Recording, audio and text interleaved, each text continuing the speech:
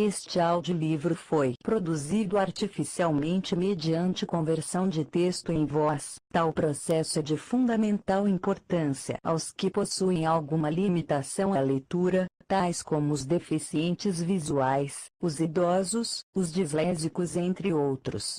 Alertamos que, por se tratar de produção não natural da voz humana, o áudio pode apresentar incorreções fônicas e outras falhas decorrentes da própria ortografia, como no caso das abreviações, pontuações e palavras estrangeiras.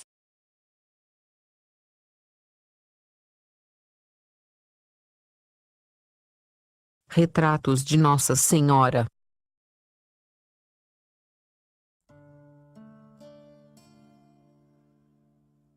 Capítulo 9.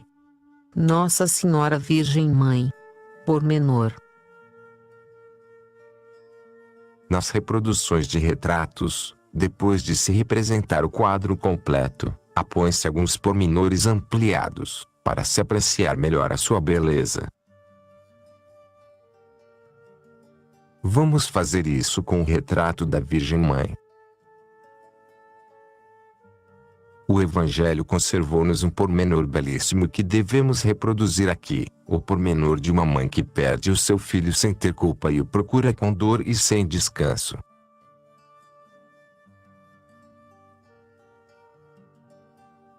Três Páscoas celebravam os judeus, segundo se lê no Êxodo e no Deuteronômio. 3 vezes no ano me celebrareis festa.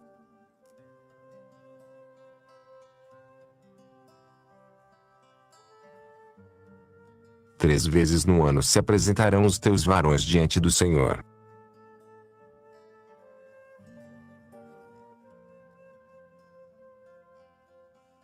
O episódio evangélico teve lugar na Páscoa principal, na dos ázimos. Estavam obrigados a ir a Jerusalém os varões desde os 12 anos. Nessa idade o israelita começava a ser filho da lei, responsável pelos seus atos. Não estavam obrigadas as mulheres, iam só as piedosas. Da Sagrada Família, de São Lucas. Iam os pais de Jesus todos os anos a Jerusalém na festa da Páscoa.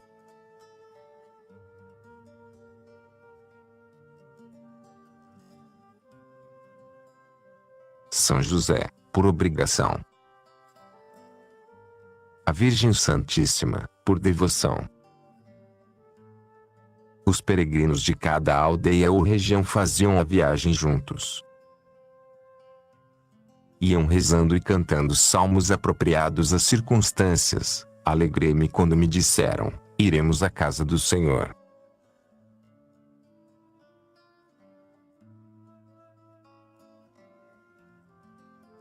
Os ritos principais celebravam-se nos primeiros dias, a 14 de Nisão, depois do pôr do sol. Reuniam-se em grupos de mais de 10 e menos de 20 para celebrarem nas casas a ceia pascal. Na manhã seguinte, tinha lugar no templo um ofício solene com cânticos acompanhados de instrumentos musicais. Oficiavam sacerdotes e levitas. Então dava-se a bênção ao povo. No mesmo dia pela tarde, oferecia-se o sacrifício vespertino.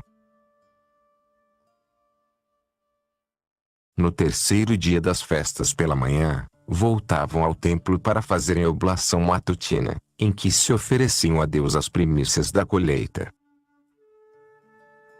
Depois desta cerimônia, os que queriam podiam regressar às suas casas, porém as festas pascais prolongavam-se ainda por alguns dias.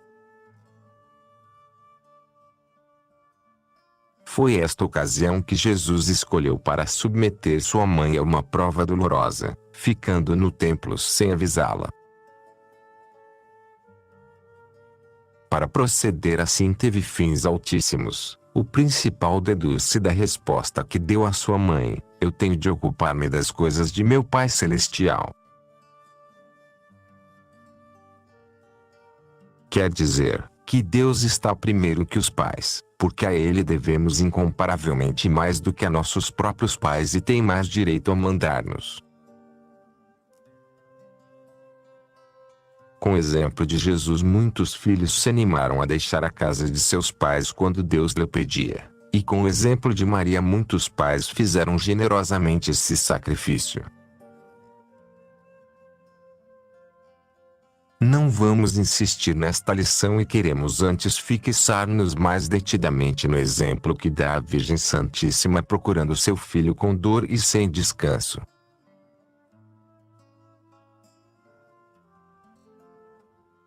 Maria perdeu seu filho, sem que houvesse da sua parte falta ou descuido. A multidão que aqueles dias enchia Jerusalém era imensa. Conta Josefo, famoso historiador judeu, que um ano sacrificaram-se no templo 256.500 cordeiros, e como o número de pessoas que se juntavam para comer cada cordeiro assado era mais de 10 e menos de 20, calcula que naquele ano se reuniram em Jerusalém uns 3 milhões de judeus para celebrarem a Páscoa. Os peregrinos da mesma povoação faziam a viagem juntos. Para empreenderem o caminho da volta combinavam encontrar-se num sítio determinado. Marcavam um lugar onde deviam juntar-se todos para passarem a noite e dividiam-se em grupos com certa liberdade para fazerem a viagem. Isto fizeram os nazarenos, e entre eles a Sagrada Família. Jesus juntou-se a um dos grupos. Seus pais viram-no sair e confiaram. Tinham razões para isso, Jesus era senhor dos seus atos. Tinha sido educado num plano de responsabilidade e seus pais sabiam que tinha sempre correspondido à confiança que tinham feito nele. Não cometeram nenhuma imprudência deixando-o sair num dos grupos, embora eles não fossem nele. Ao sair da cidade, aproveitando a confusão do povo, Jesus afastou-se do grupo em que ia, sem que seus pais se apercebessem, e entrou de novo em Jerusalém. Ao escurecer, os grupos de nazarenos iam chegando ao sítio fixado para pernoitar. Maria e José esperam que Jesus venha em algum deles. Chega o último e Jesus não vem. Perderam seu filho. Que sente Maria? A sua consciência está tranquila. Não houve descuido algum da sua parte. Porém a angústia oprime-lhe o coração. O que será feito de seu filho? Veio ao mundo para morrer pelos homens. Simeão profetizou-lhe coisas muito dolorosas. Herodes procurou para lhe dar a morte poucos dias depois de ter nascido. Teria caído nas mãos dos seus inimigos. Tê-lo-ia matado. Mães, vós compreendereis alguma coisa da dor da Santíssima Virgem. Durante a noite não pôde descansar. De manhã os santos esposos voltam para trás. Que horas tão compridas e tão amargas! Procurávamos-te com o coração dorido. E procurando dirigiram-se ao templo. Durante as festas pascais, os doutores da lei, espalhados pelos átrios do templo, explicavam ao público as sagradas escrituras. Cada doutor levantava sua cátedra sobre um estrado e sentado fazia a explicação. À volta dele, formando semicírculo, colocavam-se os ouvintes. À frente, os meninos sentados no chão, atrás, os adultos, de pé. Terminada a explicação, os ouvintes propunham dificuldades. Sentado Jesus entre os meninos num dos grupos, chegada a hora, começou a fazer perguntas ao doutor. Sobre o que versavam aquelas perguntas? O Evangelho nada diz. A Sagrada Escritura toda ela gira em volta do Messias. O tema que apaixonava os hebreus era a sua aparição, que esperavam de um momento para o outro, para que os livrasse do poder romano. É provável que as perguntas versassem sobre o Messias, sobre a data da sua aparição, sobre a natureza do reino messiânico, cuja natureza política e materialista, como a concebiam os doutores, não se conciliava com o que dizia a Escritura. Aquele menino de 12 anos demonstrava ter um conhecimento tão amplo e tão profundo dos livros sagrados, que o doutor chamou aos outros doutores para que conhecessem aquele menino extraordinário. Vieram os doutores e com eles as pessoas que os escutavam. Mandaram sentar Jesus e começou uma discussão animada, na qual um menino de 12 anos obscurecia a ciência daqueles sábios, que tinham envelhecido no estudo dos livros sagrados. E os doutores sentiam satisfação, pensando que aquele menino, dedicado aos estudos sagrados, seria um dos sábios que honraria a sua nação. Assim encontraram a Jesus os seus pais. Quem compreendesse a sua dor de antes, compreenderia a sua alegria agora. Não os surpreendeu a sua ciência. Sabem que é a sabedoria de Deus. Alegram-se porque encontraram o seu filho que tinham perdido, e porque os raios daquele sol oculto começavam a iluminar a noite das almas. Terminada a discussão, Maria aproximou-se do filho e desabafou com ele o coração: meu filho, por que procedeste assim conosco? Teu pai e eu procuramos-te cheios de dor.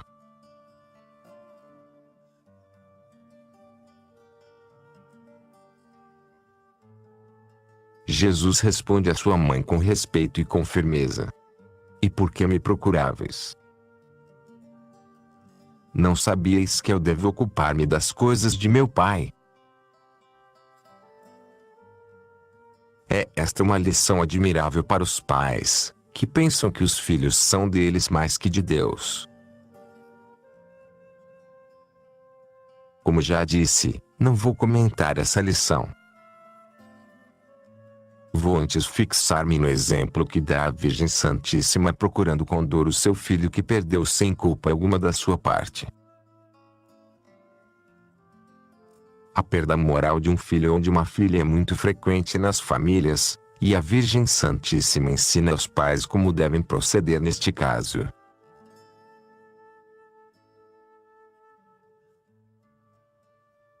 Há pais que perdem os filhos sem culpa alguma da sua parte. É certo que a educação exerce uma influência enorme na formação do homem, tanto que o Vetius lançou esta afirmação: a educação é onipotente.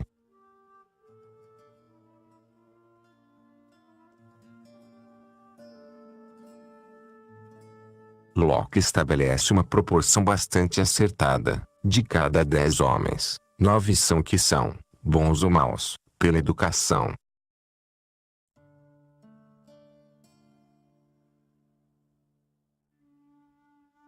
Podemos afirmar que 90% dos homens são conforme os educaram, porém uns 10% extraviam-se, apesar da boa educação que receberam no lar.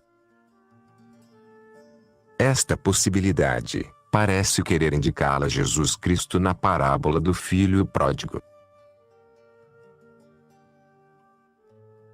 Excelente era aquele pai. Boa educação que deu a seus 2 filhos, e no entanto, um deles tornou-se trabalhador, honrado, obediente, e o outro extraviou-se. é que algumas vezes a educação familiar vê-se contrariada por causas internas provenientes de um organismo tarado, que se recebe em herança, ou por influências exteriores de amigos e mestres. Por esta razão, há pais que perdem seus filhos sem culpa nenhuma da sua parte. Uma destas mães foi Santa Mônica. Excelente foi a educação que deu a seu filho Agostinho. Tão fortemente gravou na sua alma o nome e a imagem de Jesus, que todos os erros e todos os vícios pagãos, que o jovem acumulou no seu espírito, não conseguiram apagá-la. Por isso, no meio dos seus extravios, quando lia com gosto os autores clássicos do paganismo, só de uma coisa achava falta neles: ali não encontrava o nome de Jesus com que sua mãe o tinha alimentado. Mas a boa educação que lhe deu sua mãe, foi contrariada e vencida pelo temperamento fogoso, apaixonado que lhe transmitia o seu pai pagão e vicioso, e por influência de companheiros e professores ímpios e corrompidos. E Mônica, sem culpa alguma, perdeu o seu filho.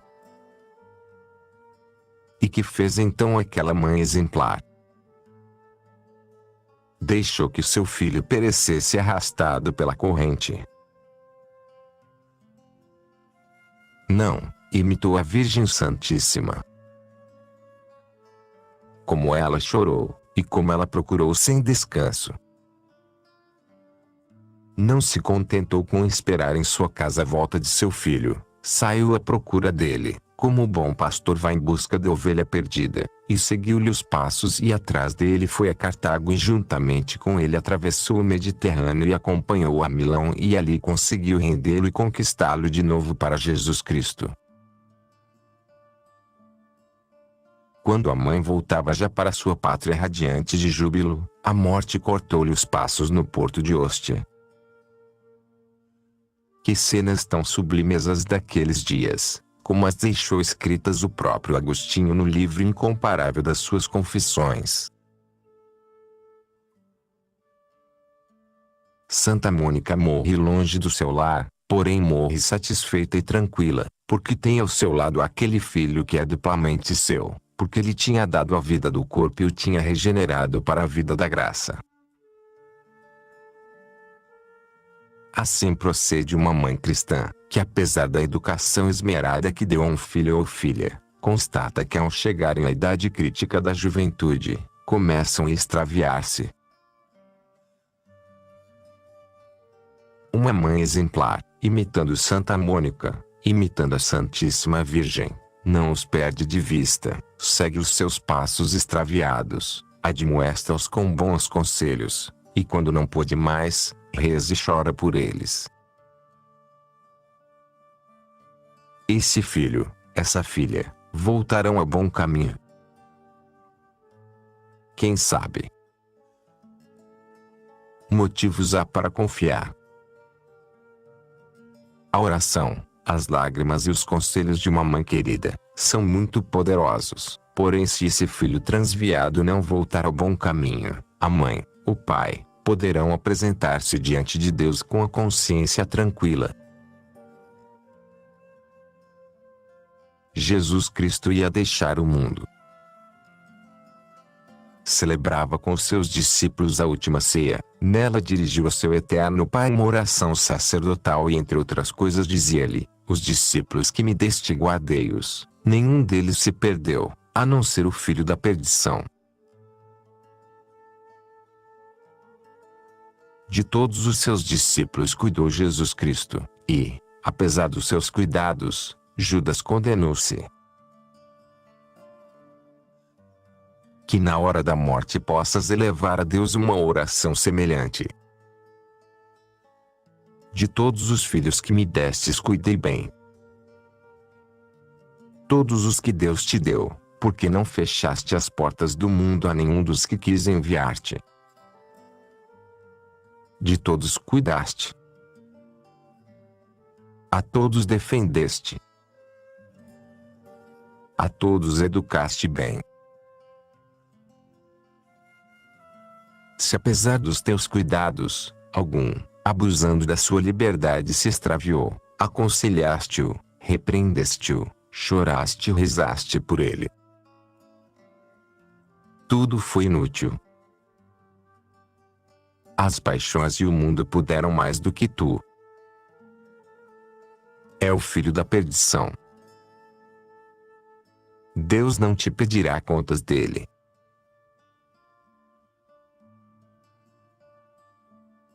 O que é lamentável é que muitos pais perdem culpavelmente os seus filhos e não choram por eles, nem sequer os procuram porque não dão importância a isso.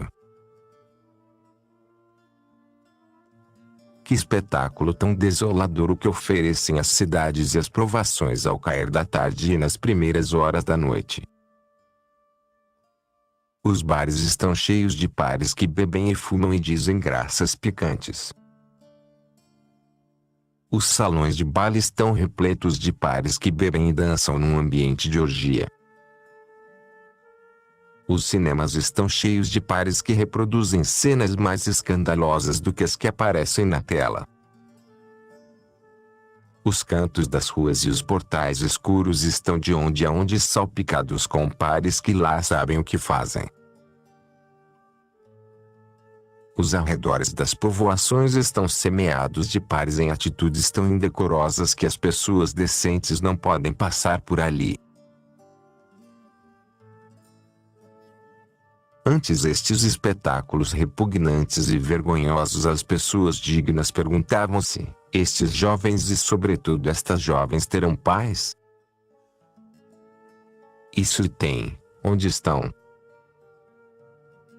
Andam pelas ruas angustiados, como a Virgem Maria e São José, procurando seus filhos e filhas. Esses pais estão tranquilos em suas casas, até que os filhos queiram voltar. Esses pais estarão talvez como seus filhos, divertindo-se e pecando também. E esses pais que dizem que são cristãos e que como tais devem conhecer as suas obrigações gravíssimas, esses pais têm a consciência tranquila. Os pais de Tobias, obrigados pela necessidade, enviaram o seu jovem filho a terras longínquas, à casa de um parente seu para cobrar uma dívida. Não queriam mandá-lo só por aqueles caminhos e recomendaram-no a um viajante, que lhes pareceu dotado de extrema prudência e bondade. Não fosse ele o arcanjo São Rafael disfarçado de viajante. Porém os meses passavam e o filho não voltava. Então os pais de Tobias começaram a inquietar-se e a arrepender-se de ter deixado sair seu filho de casa. A mãe, sobretudo, chorava inconsolável e suspirava: por que te mandamos a terras distantes, luz dos nossos olhos, ânimo da nossa velhice? Por que te mandamos a buscar um pouco de dinheiro? Por que te recomendamos a uma pessoa estranha? E saía de casa todos os dias, e espiava os caminhos a ver se divisava ao longe o seu filho, e regressava a casa desfeita em lágrimas e suspirando: que será de ti, meu filho? E a sua amargura crescia a ponto de ser capaz de a matar, até que o viu voltar são e alegre acompanhado do anjo disfarçado. Que pouco se parecem com os pais de Tobias os pais de que estamos falando. Chega a noite, passam as horas, vossa filha ou vosso filho devia vir para casa e não vem. Desencaminhou-se talvez com más companhias, e não saís a procurá-lo e não vos preocupais. Os pais de Tobias tinham recomendado seu filho a um anjo. Tu, com quem mandaste tua filha, com um anjo ou com um demônio? Pelo menos mandaste-a com um homem, como um jovem. E não sabes que um homem não é um anjo? Tu, pai de família, que és homem, não sabes o que são os homens?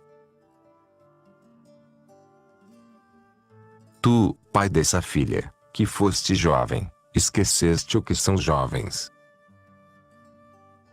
Não sabes por experiência que os homens, e mais ainda os jovens, têm paixões violentas, que são líquido inflamável, e que uma faúlha pode provocar a explosão e que essa faúlha pode ser a tua filha. A tua filha volta para casa depois de uma tarde e uma noite de diversão, e volta triste e mal-humorada e não dás importância a isso, contentas-te com dizer-lhe, porque estás assim, que te fizemos? Ah!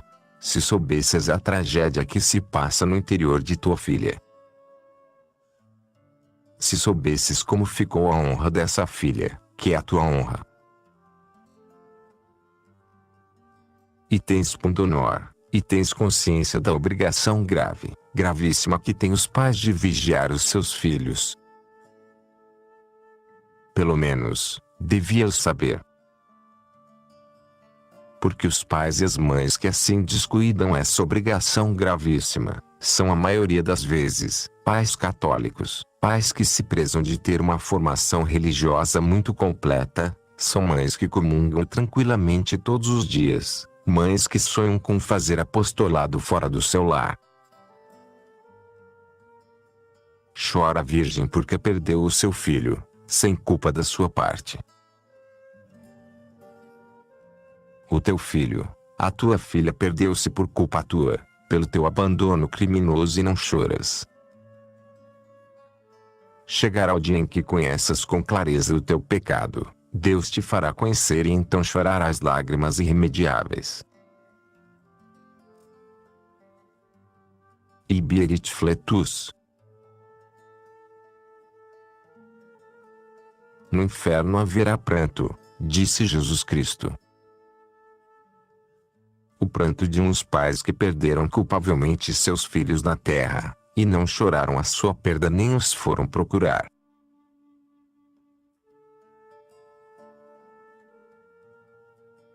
Ainda se pode dar outra desgraça maior, a de uns pais que perdem culpavelmente seus filhos e cegam-se voluntariamente e não querem reconhecer que esse filho se perdeu.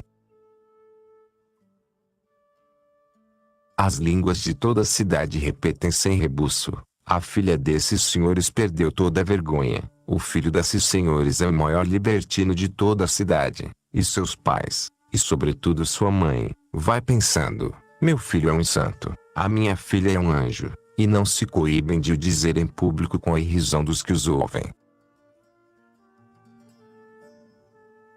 Isto é o mais desastroso, porque se esses pais não sabem nem querem saber que seu filho se perdeu, como vão a procurá-lo? Como vão a chorar ou a rezar por ele?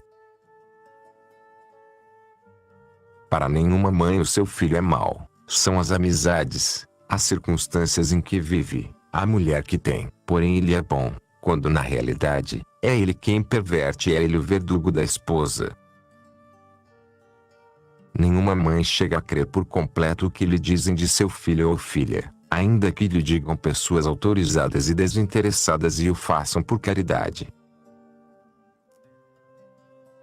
Julgando que cumpris um dever de amizade e de caridade, aproximai-vos de um pai ou de uma mãe, para informá-los sobre a conduta de seus filhos, para que lhe ponham termo, pois eles, os pais, estão caindo no ridículo e no descrédito de toda a povoação. Senhora, ouvimos dizer que seu filho anda por maus caminhos, que se junta com péssimas companhias, que frequenta lugares suspeitos. Temos ouvido dizer que sua filha é objeto de comentários pouco favoráveis, que sai com um rapaz de má reputação, que os vê em lugares afastados e fora de horas, que tem certas liberdades que escandalizam. Aviso-a para seu bem, para lhe darem algum remédio. Ao ouvir isto, o amor próprio da mãe exalta-se como se fosse uma víbora a quem tivessem pisado. Isto não é verdade. Eu conheço bem o meu filho e a minha filha. Meus filhos não têm segredos para mim, dizem-me aonde vão, com quem vão, e o que fazem. São invejas, porque a minha filha vale mais do que as outras. São calúnias que se levantam. Que línguas tão más há neste mundo? Diga-me quem lhe disse, porque sou capaz de o levar ao tribunal por caluniador. Dizem-no todos, senhora. É a voz pública. Todos, mas alguma invejosa terá levantado a calúnia. Assim se fazem os romances. Despediste sem teres convencido a mãe, desde então a amizade que tinhas com a família esfria, se não se rompe por completo. Já que os pais da terra não choram a perda de seus filhos, terá de os chorar a sua mãe do céu. Sim, a Virgem Santíssima, mãe de todos os homens, sente a perda desses jovens extraviados que são também seus filhos, chora por eles, suplica por eles, e sai a procurá-los com as suas inspirações. Não os abandone tu, Mãe do céu, ainda que os tenham abandonado os pais da terra. Com a tua súplica omnipotente alcança-lhes graças para que deixem o caminho da perdição e encontrem de novo o caminho da felicidade eterna.